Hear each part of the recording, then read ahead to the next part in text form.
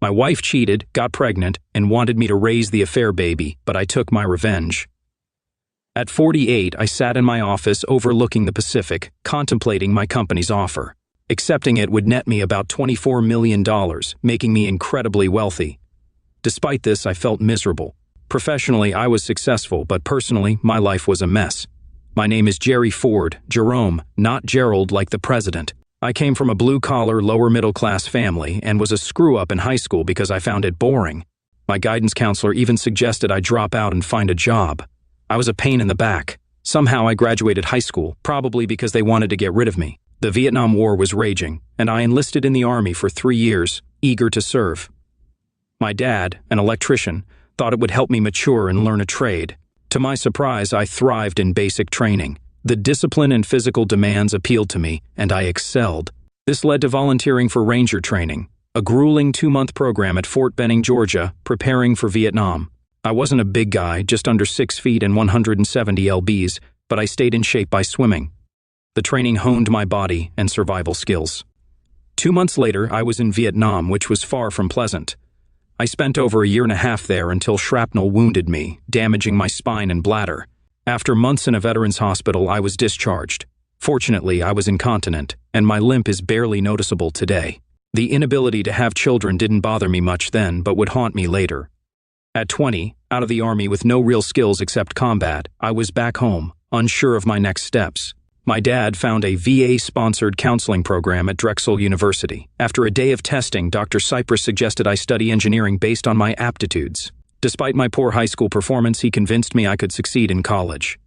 I enrolled at Drexel, majoring in electrical engineering, making my parents proud. Around that time, I got a call from my old buddy, Ben. "Line Jerry, it's Ben. I'm out of the Army. Ben, it's great to hear from you. How come you got out early? Where are you? How did you get my number?" I was excited to hear his voice. "I lost a leg to a mine, but the prosthesis is great, and I get around fine. I called your folks for your number. I'm in California now, studying architecture at Caltech."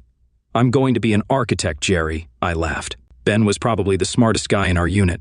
"That's fantastic, Ben. I'm really happy for you. My folks must have told you I'm studying engineering." "Yeah, I heard. Can you believe it? Us becoming professionals, you an engineer and me an architect?" We laughed and talked for another half hour, promising to keep in touch. I decided not to commute from home, and using my GI Bill, a small medical pension, and money my folks saved, I got a tiny studio apartment near school. It had a bed, some chairs, a sofa, a kitchenette, and a small bathroom, but it was enough for me. I set up a study area with a desk and a used computer and focused on my studies, knowing my future depended on it. I could walk to class and take the streetcar to visit my folks. The first 2 years flew by, and I was surprised to find I did well in my exams. I was serious about becoming an engineer, which left little time for a social life. I made some casual friends, and we occasionally went out for beer or pizza. One Friday, a classmate, Carl, invited me to a sorority party at Penn. I decided to go, and that night changed my life. I met Kimberly, who seemed like a rich girl with her stylish clothes and diamond earrings. My contempt showed, and she sensed it. Feeling guilty, I quickly got a beer. We eventually talked about marriage, and I worried about how she'd react to my sterility. One day, Kim confessed, "Jerry, I love you and want to be with you forever, but I don't want children. I wouldn't make a good mother." Tears welled up in her eyes. "I'll understand if you want to break up." I hugged her. "Kim, if you don't want children, then I don't either." My sterility was now irrelevant, and I didn't even need to mention it. Ironically, Kim was lax about taking her birth control pills, often skipping days. It never caused any problems for us, reinforcing her belief that missing a few days didn't matter. In our case, it didn't. "Jerry," Kim said one afternoon, "I think it's time for you to meet my parents. They want to meet you." I knew this was coming, but I dreaded it. I felt sick, convinced they'd see me as unworthy. The meeting was set for Sunday. I looked into Kim's family. They were high society. Bernard Van Horn owned a huge construction firm and was worth hundreds of millions. His wife, Catherine, came from old money. I felt out of place. Her dad sent a black Lincoln Town car to pick us up. I was in a foul mood, but Kim reassured me. We arrived at their large, impeccably maintained colonial house. Kim led me inside, calling out for her parents. To my surprise, they were incredibly welcoming, treating me like family. Catherine was polite, but with a hint of caution.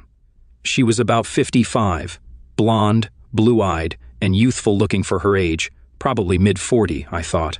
If Kim ages like this, I can live with that. Bernie insisted I call him by his first name, which felt odd given his wealth and stature. He was tall, distinguished, and very rich, but immediately took a liking to me, interested in my background and studies. As we left, he said, "Jerry, I'm impressed. Keep up your studies. I can always use a good engineer." He laughed and slapped my back, telling Kim, "You gotta keep her." On the ride back, Kim snuggled into me, relieved. I sighed, glad it was over, but now thinking about Kim meeting my folks.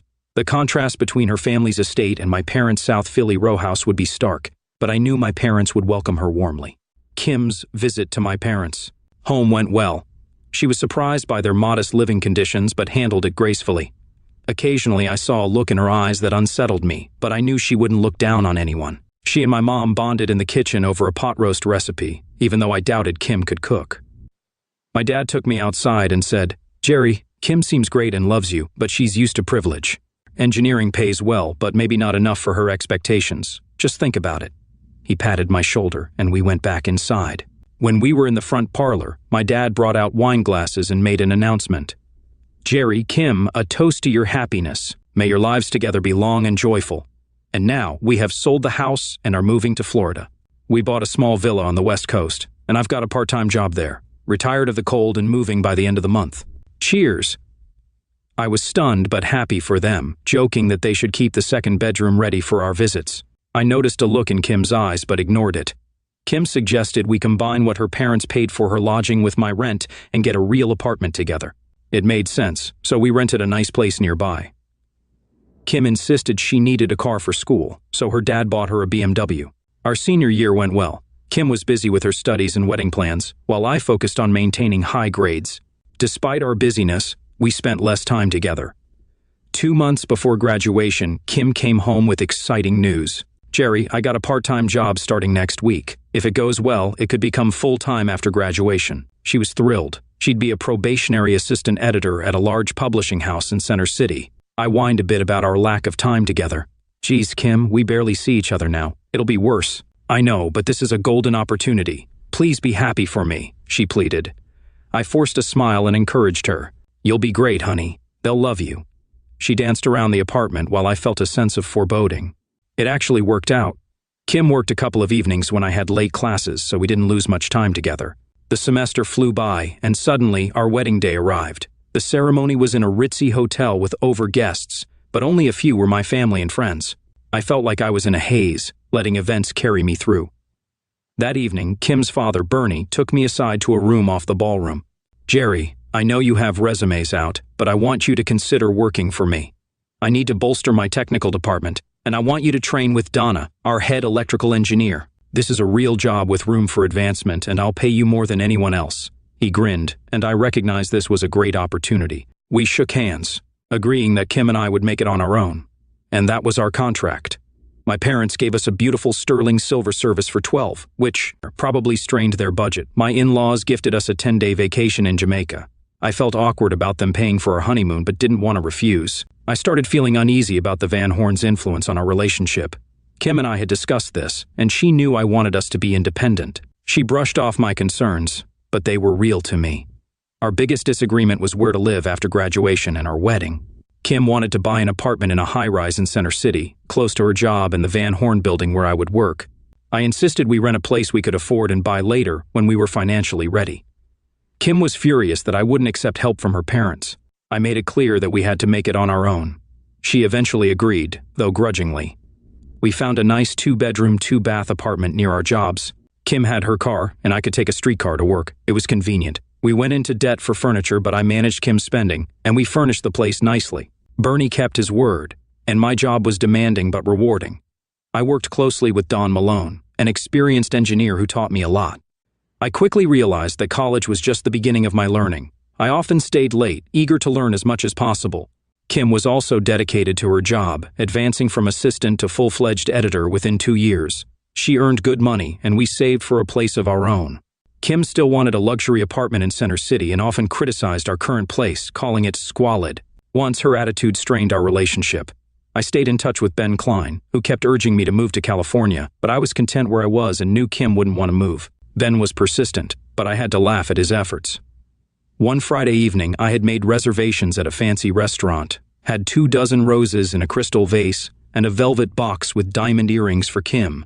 It was our second wedding anniversary, and I bet she thought I had forgotten since she hadn't mentioned it. The phone ringing interrupted my thoughts. "Jerry," Kim said, "I'm really sorry, but I'll be late tonight. We have a million things to do for Paul's new novel, and I'll be here for a few more hours. I'll grab something to eat and see you around 10. She hung up before I could reply. I looked at the roses on the sideboard, wondering if she even remembered it was our anniversary. Her job seemed more important. We had both been so focused on work that we neglected our marriage. It felt like we were just roommates. Kim had been consumed by the launch of Paul LLL's novel. She was excited, but I grew tired of hearing about him. I met him at a reception months ago and found him arrogant. Kim was wearing a revealing black dress that night, which made me uneasy when she introduced me to LLL. He tried to hurt me with a handshake, but I quickly put him in his place. He sneered, calling me the engineer, and laughed. Kim looked embarrassed. The rest of the evening, she stayed by his side, and he kept giving me challenging looks. A week later, Kim stopped talking about LLL and the project. When I brought him up, she changed the subject. I started feeling suspicious and paranoid, but I tried to dismiss it. Our marriage was on autopilot, and Kim was distant. We hadn't been carnal in weeks. A week before our anniversary, I decided to surprise Kim at work and take her to dinner. I went to Crown Publishing and accidentally got off on the executive floor, where I ran into James Frost, the VP. "Jerry, good to see you. It's been a while," he said, patting my shoulder. "Hi, Jim. I got off on the wrong floor. I'm here to take my wife to dinner. Hopefully she's not too busy with the Lavelle thing." "Oh, no. That's over. Paul's still in the VIP apartment upstairs, but the book's at the printer. Go grab Kim. She deserves a good dinner." He smiled and walked away. I went to Kim's office and saw her in the hall. She looked startled. "Jerry, what are you doing here?" she blurted. "Hi, Kim. I thought we could have dinner out tonight. It's been a while, and I thought we could spend some time together." I saw a flash of annoyance in her eyes. "I can't, Jerry. I'm busy with Paul's novel. Please be patient. This will be over soon, I promise." She patted my cheek and returned to her office. I left, realizing it was almost 11. Kim's promise to be home by 10 was like her other empty promises. I threw the roses, vase and all, into the trash and tossed the earrings into my desk drawer. I went to bed but couldn't sleep, suspecting she was having an affair with LLL. When she came home around 1 a.m., freshly showered, I pretended to be asleep. Her behavior confirmed my suspicions. The next morning, I went to the office to think. I knew my marriage was over and needed evidence of her infidelity. I found a private investigation firm near Van Horn Construction and set up an appointment with Marge DeMarco. At her office, Marge listened to my suspicions and explained the difficulty of gathering legal evidence from the VIP apartment. "Marge, I don't care about legality. I just want confirmation," I insisted. She looked at me with pity. "Okay, Jerry, give us a couple of weeks. Here's our fee information and contract. Sign it and mail it back with a check. We'll start Monday." I nodded, shook her hand, and left feeling a bit better for taking action. When I got home, Kim was in the kitchen, furious. "God damn it, Jerry, where did you go? Do you remember it's our anniversary? Did you get me a card or make any gesture?" I stood silently, realizing she was trying to deflect the blame. "Kimberly," I replied calmly, "today is the 11th. Our anniversary was yesterday. The roses I got you are in the trash. I canceled our dinner reservations. If you look in my desk, you'll find the gift I got you. Clearly, last night was more important, considering you stayed out until almost 1 a.m. She looked frightened, her eyes darting everywhere, avoiding my gaze. She pouted but tried to collect herself. "I'm sorry, Jerry," she said, sitting on the sofa. "I don't know where I am half the time. This campaign has me frazzled. It's over, Jerry. The campaign is finally over. Let's try to forget the past couple of months and work on our marriage." She didn't know that I knew the project had ended long ago. Her guilt was evident. I didn't escalate the situation, but the tension remained all week. Kim was home every evening around 5, indicating her affair with LLL had ended, but it was too late for me. The trust was gone, and our marriage felt like a charade. A few days later, Ben Klein called. "Jerry, have you thought about moving out here? The opportunities are unlimited. We could use a good electrical engineer." Ben had been trying to get me to move for a while. "It's an idea, Ben. I'm not sure, but we can talk about it again." A few days later, Marge DeMarco called me to her office. "Jerry, I have some news, but I don't know if you'll be happy. We haven't found any evidence to confirm your suspicions, so I'm refunding a portion of our fee. Our inquiries into Paul LLL's background revealed he's a womanizer, with 3 settled maltreatment complaints and 2 divorces linked to him. I'm sorry we couldn't be more help."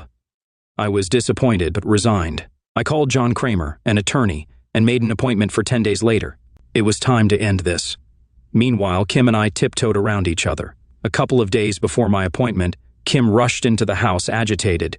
"Jerry, sit down. I need to talk to you. I know we didn't want children, but I'm pregnant. We're going to be parents. Jerry, please don't be angry. Please be happy for us." She looked at me, anxiety written all over her face. I was stunned, completely floored. For a moment, I couldn't even think. Then the absurdity hit me. Kim had always been careless with her birth control pills, and now she was pregnant with LLL's child, trying to convince me it was mine. I felt a mix of rage and devastation. I realized she had betrayed me, and it left me feeling empty and cold inside. "I'll pack a few things and leave. I'll get the rest later when you're not here," I said. Kim looked frightened and started to cry. "I'm sorry, Jerry, you don't know how sorry I am." "Why, Kim, was our marriage so unimportant to you?" I asked softly. She looked at me with watery eyes. I asked myself that too. Maybe it was the excitement, the glamour. I have no excuses. I was weak and foolish. I let myself be seduced by Paul and the job. "I didn't realize how deep I was until it was too late," she said, crying. "I'm so ashamed. Lying to you about the baby was despicable. I'm truly sorry." "Is there any way?" she asked, already knowing the answer. "No," I replied. "I have an appointment with John Kramer. Get a lawyer. We'll split what we have and finalize the divorce without problems." I packed a bag and left. Kim was still crying as I walked out. Telling Bernie Van Horn was one of the hardest things I've ever done. "Why, Jerry? Why haven't I treated you well?" "You're like a son to me," Bernie said with tears in his eyes. "Bernie, I can't give you details, but Kim will explain. She left me with no choice. You've been like a second father to me, and I'm grateful, but I can't explain more," I said, struggling to hold back my emotions. Bernie seemed to understand and placed his hand on my shoulder. "Okay, Jerry, do what you have to do. Promise you'll let me help you whenever I can," he said. I nodded and left. I spent the next week at a Hilton, trying to process everything. I filed for divorce, knowing it wouldn't be contested. Realizing there was nothing left for me here, I called Ben Klein and was on a plane to LA within a week. Ben had already submitted my resume to his company, and I started the job a few days after arriving. I stayed with Ben and his wife Rachel for a couple of weeks until I found an apartment near work. Rachel, who I'd only talked to on the phone before, was warm and welcoming. She made me feel more than just a guest in their home. She was about 53, beautifully built with dark hair and brown eyes. She became a special friend, and I was happy for both Ben and Rachel. Weeks passed, and I threw myself into work, grateful for the distraction. The nights were tough, filled with dark dreams and memories of Kim. Sometimes I drank too much and let my anger out by smashing things, then passed out on the sofa. I missed the Kim I had married, not the one who betrayed me. I wondered if her infidelity was partly my fault, but I couldn't forgive her or accept the child. Ben and Rachel kept me sane. They invited me to spend weekends at their place, go camping, or set me up on blind dates, which I avoided. I spent many weekends with them, finding some peace by their pool. Bernie and Catherine Van Horn also called occasionally, never mentioning Kim, just checking in. Their concern touched me.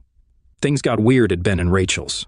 They were like family, but Rachel's bikinis got skimpier, and awkward encounters happened often. Rachel would be in the hall in her underwear, or a barely there bikini. I felt uncomfortable but didn't want to make a move on Rachel. One Saturday, Ben went to get beer, insisting I stay. I came out of the bathroom and saw Rachel in a short silk robe, wide open with nothing underneath. She took my hand and led me to the patio. "Rachel, tie your robe. Ben will be home soon," I stammered. She ignored me and said, "Don't worry about Ben. We need to talk." She sat across from me, her robe open. "Jerry, stop feeling sorry for yourself. You're not the only guy who got crapped on. You can't avoid women forever." I blushed, panicking. Rachel stood, let the robe fall, and took my hand. "Don't worry, Jerry. I'm not going to screw you. Ben and I thought this might snap you out of your depression." She put the robe back on and tied it. "We did this out of love and affection for you." "Holy crap, Rachel, what's Ben going to think of this?" I asked, worried. Rachel smiled. "Don't worry, Jerry. Ben knows exactly what I intended to do and he agreed. He trusts you with his life, and he feels the same about me. He thought this might help you get back in the game." Ben returned later, grinning. His humor eased my guilt. To defend myself, I started accepting blind dates they set up. Surprisingly, many of the women were nice, and I enjoyed the dates, even though I knew they wouldn't go anywhere. I still loved Kim and missed her terribly. Letting go of that love was my biggest obstacle. What kept me grounded was the companionship of Ben and Rachel. They constantly invited me over and encouraged me to date. Spending weekends by their pool helped me relax. Bernie and Catherine Van Horn also kept in touch, showing genuine concern, so I started to move on. I joined a health club, took a cooking class, and even considered joining a library group. Ben and Rachel were happy I was back in the game. I kept busy with work and occasional dates, slowly recovering from my breakup with Kim. 2 years passed since I moved to the West Coast. I operated in a semi-fog, going through the motions. Then my world changed again. One Thursday evening, my mom called, crying. My dad had a massive stroke and died. I felt lightheaded but knew I had to stay strong. I called Ben. Ben, my dad had a massive stroke. He died. I need you to contact personnel and get me a leave of absence. Of course, Jerry. Don't worry about anything here. Just take care of your family, Ben responded sympathetically. I packed and was on a plane to Tampa a few hours later. I landed early the next morning and rented a car. At the house, I found a note from Mrs. Simmons, the neighbor, asking me to call her. Mrs. Simmons, this is Jerry Ford. I just got your note, she interrupted. Jerry, your mom had a heart attack and was rushed to the hospital. She'll be fine, so stay calm. I'll be right over. 5 minutes later, Mrs. Simmons, or Katie, arrived and explained everything. My mom had experienced neck and arm pains, and Katie called emergency. Mom was taken to the ER, examined, and scheduled for bypass surgery later in the week. I immediately headed for the door when Katie stopped me. She spoke calmly. Jerry, wait for me. Give me 15 minutes to get ready, and I'll go with you instead of giving you directions to the hospital. I paused, feeling relief as she hugged me. Don't worry, Jerry. Your mom will be okay. She's only 56 and has many good years left. Thanks, Katie. I appreciate your support, I said, grateful for her help. Then I waited for her to get ready. We reached the hospital and I finally saw my mom. She was in shock from my dad's passing and didn't want the surgery. I convinced her she needed to be there for me, and she agreed to the operation. She had surgery days later and recovered. Quickly. Within a week, she was home and we were taking short walks together. During her hospital stay, I arranged my dad's funeral. It was well attended by friends and neighbors, all shocked at his passing at just 60. I insisted my mom not go, due to her recent surgery, promising we would visit his grave when she was ready. I pondered my future while staying with my mom. I felt reluctant to leave her alone. After discussions with Ben and Rachel, I decided to quit my job and move closer to her. Ben arranged for a moving company to pack and ship my things, including my car. Their help was invaluable. Mom's recovery was impressive, though she needed afternoon naps. With my help and Katie's, who was also recently widowed, Mom was doing well. I decided it was time to look for a job. I discussed my plan with Mom. She suggested we pull our resources and start a business together. I have confidence in you, Jerry. We can be partners. I can run the office, and you can handle the technical work. I was surprised but intrigued.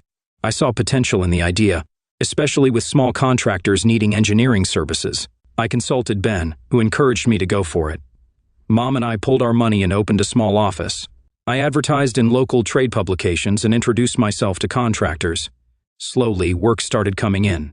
Within a few months, we were covering expenses, though not yet making a profit. Then, out of the blue, I received a bid request for a mid-sized office building. I worked on the bid for hours, minimizing my profit margin, and won. I had to expand quickly to meet the deadline, but had enough time to hire more help. Soon, more work came in, and I expanded 3 more times over the next few years until we occupied an entire floor in a new high-rise. I knew I was lucky, hitting a building boom just in time. The first couple of years were all about building the business, leaving me little social time. After about 3 years, I had enough help to cut back on hours, rejoin the gym, and start working out again. Forget cooking classes. I was still terrible, but Mom helped with that. At the gym, I met Mary Susan Black. She was about 55, nicely built, and around my age. One day, I noticed her leotard's lap seam was about to tear. I awkwardly approached her, trying to warn her without embarrassing her. Miss, I stammered. Look, I really don't want to be, she smiled. You're really not very good at this, are you? You should practice before trying to introduce yourself to a girl, she giggled, making it less awkward. I whispered about her leotard, and she quickly ran to the locker room. I couldn't get her out of my mind. She didn't show up for a week, and I assumed she was too embarrassed to return, but the next week, she approached me. Hi, she said. My name is Mary Black. Thank you for warning me. I smiled. You're welcome. Would you have lunch with me today? I'm Jerry Ford, I said, extending my hand. She smiled and shook my hand, agreeing to lunch. We got to know each other over the next few weeks. Mary was 28, divorced, with a 3-year-old daughter named Stacy. She worked in public relations for an advertising company near the gym. After our third date, I met Stacy. She was a charming little girl with blonde hair and blue eyes, nothing like her mother. Stacy quickly warmed up to me, and Mary was surprised, saying her daughter didn't usually open up to strangers so easily. Dating Mary became even more enjoyable because of Stacy. I liked Mary a lot, but I didn't love her the way I had loved Kimberly. It wasn't fair to compare them, but I knew I was different now too. Mary was pretty dynamic and had a strong personality. She was sweet and kind, especially with Stacy, her 3-year-old daughter, whom I adored like my own. Our relationship was comfortable but not very physical, just some kissing and fumbling. One night at Mary's condo after dinner and some wine, Mary suddenly became very aggressive. We had wild lovemaking and fell asleep together. The next morning, Mary explained that the wine had lowered her inhibitions and she wanted to make love. I reassured her that she was perfect. We continued dating for months and became very comfortable with each other. I introduced Mary and Stacy to my mom, who had retired. Mom adored Stacy, treating her like a grandchild. Stacy loved her Nana, and everything felt right. We never discussed love or the future, but were content with the status quo. Eventually, we decided it was silly to keep running between our places, so I bought a house in a gated golf course community. We moved in 2 months later. Marriage never came up.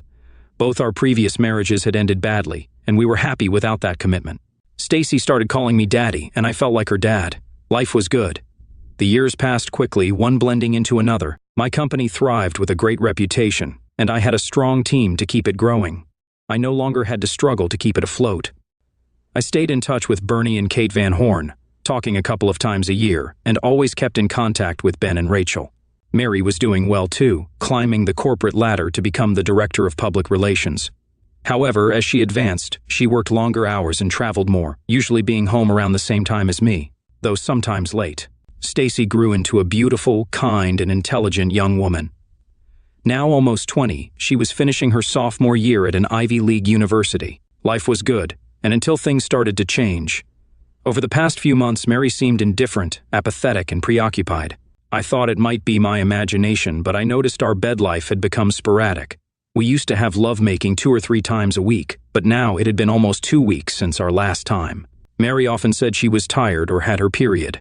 I began to suspect something was wrong, fearing it might be happening again. I decided to talk to Mary after dinner.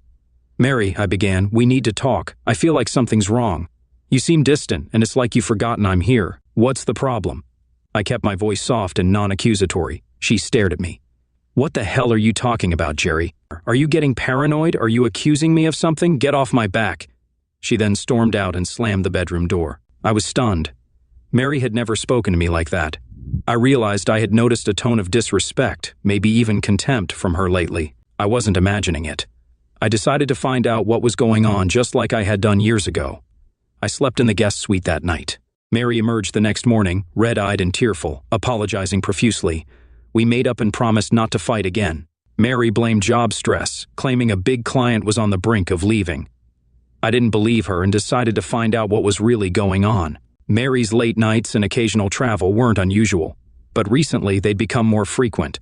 I suspected something was up and contacted a private investigator. I explained my concerns and provided the necessary details and a hefty check. Over the next few weeks, things were strained between Mary and me. We avoided arguments, but remained wary. I waited for the investigator's report, already suspecting the worst.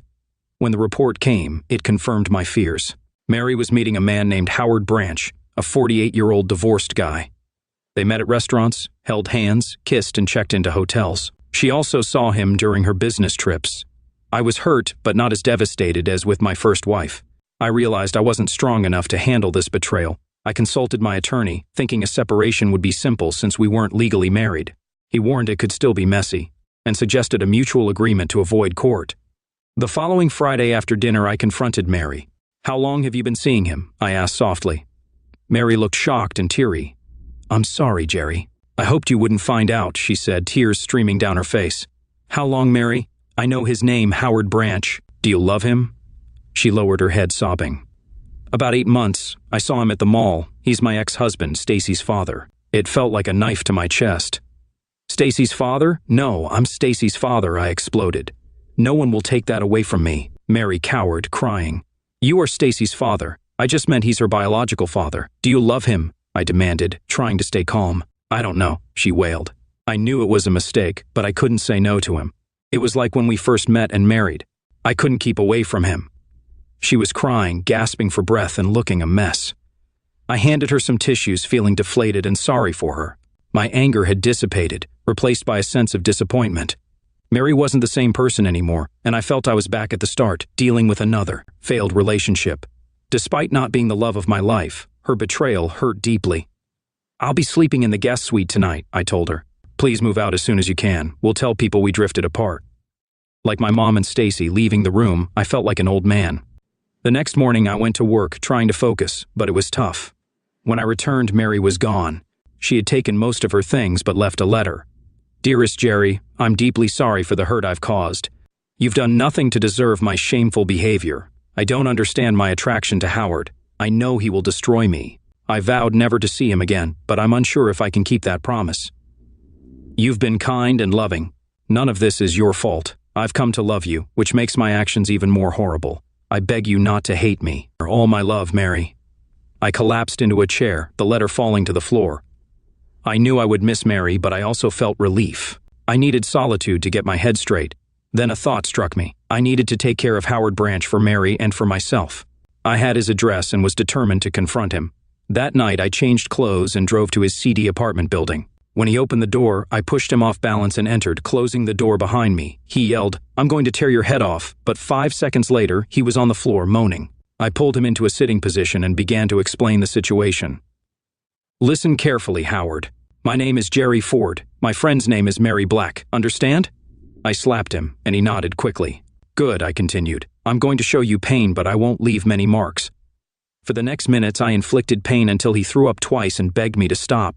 I got a glass of water from his kitchen, threw it in his face, and then let him drink. I turned his face to me and said, "Pack your stuff and leave this area, the southeast part of the country. Try California, Oregon, or Washington. If you're here 24 hours from now, you'll end up in a wheelchair for life. Do you understand?" He nodded vigorously. I drove home, showered for half an hour, feeling sick about what I had done. I rationalized that it would benefit Mary, freeing her from Branch. But deep down, I knew my actions were partly for revenge. I shook it off, deciding not to agonize over it. Howard Branch was gone the next day. Talking with my mom and then Stacy was tough. They couldn't understand, and I refused to go into detail. Stacy threatened to fly home, but both Mary and I were firm and finally convinced her to stay at school. We'd talk later. I suspected Mary eventually told Stacy what had happened. When I spoke to my daughter next, she seemed subdued and sad. "I'll always love you, Dad," she said, and it warmed my heart. Days and weeks went by. I got on with my life as it was. I had to decide about the company. Should I sell it or not? The potential buyer was patient, but wouldn't wait forever. He told me to take my time, saying there's no rush, but he gave me a deadline. That date was approaching fast. I had a month. I wanted to sell and be free of the responsibility, but it was the only thing that gave my life purpose. What would I do if I sold it? So I procrastinated. Finally, a week before the deadline, I called and canceled the buyout. I would keep the company. Weeks turned into months, and I became reflective, realizing I was now over 49 years old and nearing 50. What did I have to show for it? A successful company, and a young lady who was my daughter in almost every sense. Stacy called every week without fail, and a solitary existence. Did I miss Mary? Sure, but it felt like missing Ben and Rachel. We had good years together, but we moved on. The last I heard, Mary was doing well at her job and dating. She would find someone. Did I mind being alone? Not really, I told myself. I guess I had gotten used to it. "Jerry," I heard Gail, my secretary, on the intercom. "You have a visitor." I was busy with specs for a proposed job and was deeply involved. I was abrupt with her. "Damn it, Gail, I'm busy. Handle it for me," she persisted. "Jerry, I think you'll want to see him. It's Bernard Van Horn," and I could hear the laughter in her voice. Everyone here knew who Bernard Van Horn was. I froze for a second, then jumped to my feet and rushed out of my office. There, standing by Gail's desk, tall, slim, and white-haired, looking much younger than his 70-some years, was Bernie Van Horn. I hugged him tightly, a lump in my throat preventing me from speaking right away. He hugged me back and patted my back. "Okay, Jerry, let me breathe," he laughed. I stepped back and just looked at him. Damn, we had kept in touch, but this was my first time seeing him in about 20 years. I quickly ushered him into my office, and we sat in the small sitting area. I still couldn't believe my eyes. We talked, catching up on each other's lives. I knew he had recently sold his company. He told me he and Kate had moved to Naples a few weeks ago. They had discussed it for years but never acted on it. On a whim, they flew down a month ago, looked at some properties, saw a home on the Gulf, fell in love with it, and bought it quickly. Bernie asked about my business and why I decided not to sell. I explained my reasons, and he nodded in understanding. Jerry, you know you'll have to visit us now that we're so close. Kate would be really upset if you didn't. I assured him I would, and we reminisced more. I talked about the early days of starting my company on a shoestring, barely making it before getting a couple of breaks. I saw a twinkle in his eyes, and then it hit me.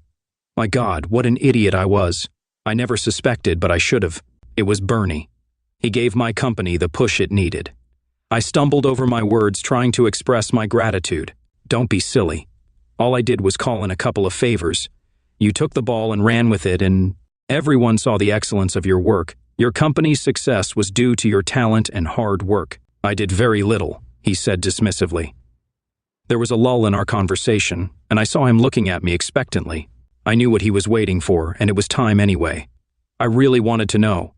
I was more than curious but also afraid. I knew that by opening this up I might face more heartache. Bernie, how is Kimberly? Is she okay? Is she happy? I truly hope she's well, I said quietly. I saw Bernie sit back and let out a soft breath. I've been waiting a long time for you to ask, Jerry. Thank you. Thank you for asking. Kate will be so happy you did. Now, about Kimberly. Bernie shifted in his chair, hesitated a bit, collected his thoughts, and began. It's been a long time since you left, and a lot has happened to her. I steeled myself, knowing her child was now grown. I expected to hear she had married and had a family. For some reason, I just didn't want to hear that. I really didn't want to hear that. Jerry, Bernie continued, Kim lost the baby about a month after you left. She had a malfunction, the doctor said. She wouldn't be able to conceive again. I don't remember why. I'm not sure I understood it then. She had already quit her job at the publishing company. The divorce, malfunction, and aftermath left her clinically depressed. No, Jerry, it wasn't your fault. Don't start blaming yourself.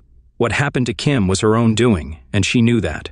Her stupidity, as she called it, destroyed her world. We were really worried about her. It took months of therapy for her to recover. In a sad way, what happened changed her. She became more mature, responsible, and compassionate. I didn't know what to say. This was all new information, and it shook me. I had emotions roiling inside me but couldn't identify them. One thing was clear. Kim still stirred feelings in me. Me just talking about her did that. Bernie shifted in his chair again.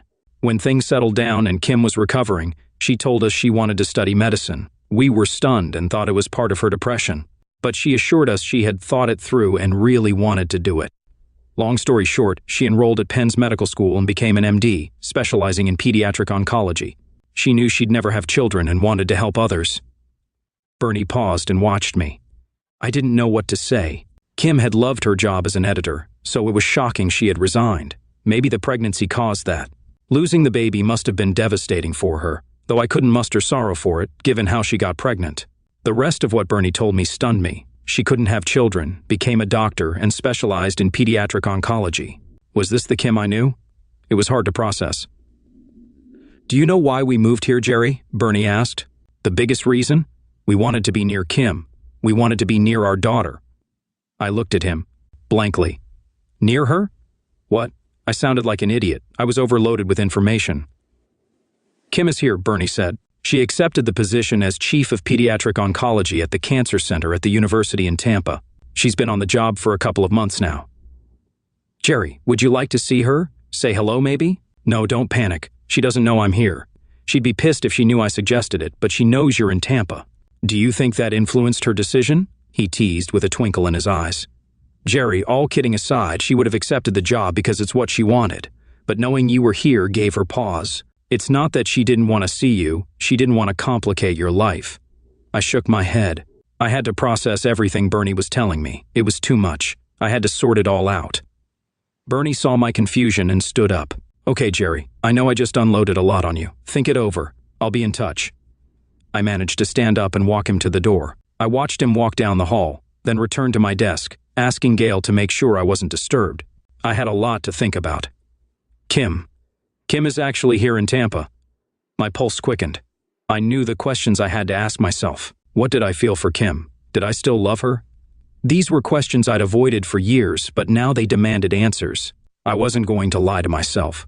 I knew I loved Kim, but the Kim I married. What did I feel for this new Kim, the doctor in her mid-40s?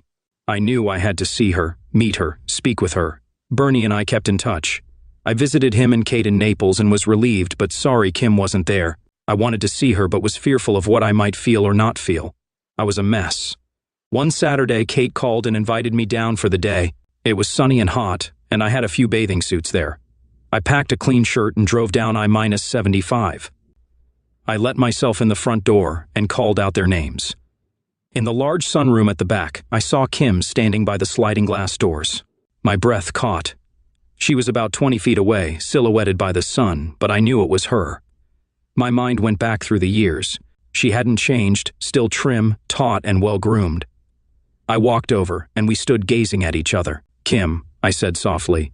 "Hello, Jerry. It's good to see you." She extended a hand. I took it, and we shook hands as if meeting for the first time. In a sense, we were. "Jerry," Kim continued, "we didn't mean to trick you by my being here today. I begged my parents to let me do this. I really wanted to see you. I hope you're not angry with me or them." No, of course not," I reassured her. "It's nice to see you again. And Kim, you look lovely," I added impulsively. I was oddly pleased to see her blush and smile. We moved into the solarium and sat on a white wicker set around a low glass-topped coffee table. Our conversation was initially awkward, with unnecessary pauses, but that didn't last long. After a few false starts, we both chuckled at the awkwardness and then relaxed a bit. The conversation started to flow more easily, with Kim telling me about her career and me sharing what I had been doing over the past few years. She already knew about Mary, thanks to Bernie and Kate. My mind was operating on two levels. Consciously, I participated in our conversation, mundane as it was. On another level, I was observing Kim, trying to understand her as a person. Despite the years, she still looked great. She wore a casual cotton polo and khaki shorts, showing off her tanned legs. Her hair was shorter than I remembered, and there were faint lines at the corners of her eyes and mouth. She looked terrific, but her eyes were different. There was a calm, mature confidence and tranquility I had never seen before. This was a self-assured, highly skilled professional, comfortable in her own skin. This was not the Kim I had courted and married, nor the Kim I had divorced and left. This was a whole new woman, and I realized I wanted to get to know her. We spent the day talking, having lunch she prepared, and lounging by the pool. I felt myself warming to her on different levels. I was attracted to her for the same reasons I had been when we were young, but she was so much more now. It was almost dusk when I realized the time. "Kim, would you like to have dinner with me?" I asked hopefully. She smiled. "Jerry, I would love to, but I'm due at the center tonight. Can we make it tomorrow?" We did, and we have been dating for the past 2 weeks. Is dating the right word? I knew I loved Kim. I guess I always have, and I love the woman she has become even more. Does she feel the same about me? We haven't discussed such carnal subjects yet. We were just dating as friends. The only physical contact we had were soft kisses to end the evening. Where will this end? I really don't know, but I'm hopeful.